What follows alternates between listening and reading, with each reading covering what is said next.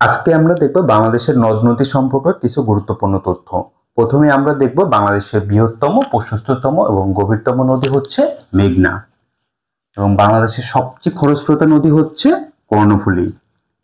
সবচেয়ে বেশি জেলা দিয়ে প্রবাহিত নদী হচ্ছে পদ্মা, যেটি 12টি জেলা দিয়ে প্রবাহিত হয়েছে, এবং সবচেয়ে বেশি উপজেলা দিয়ে প্রবাহিত নদী হচ্ছে মেঘনা, যেটি হচ্ছে 36টি উপজেলা দিয়ে প্রবাহিত হয়েছে।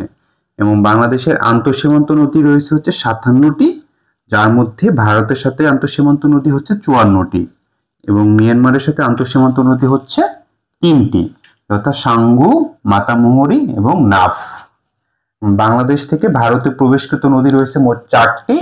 এর মধ্যে হচ্ছে কুলিক, আত্রাই, পুনর্ভবা এবং ট্যাঙ্গন, যার মধ্যে 3টি নদী ভারতে গিয়ে আবার পুনরায় বাংলাদেশে প্রবেশ করেছে এবং কুলিক নদীটি আর নতুন করে প্রবেশ করে নাই। এবং বাংলাদেশ ও ভারতকে বিভক্তকারী নদী হচ্ছে হারিয়াভাঙ্গা এবং বাংলাদেশ ও মিয়ানমারকে বিভক্তকারী নদী হচ্ছে নাফ নদী।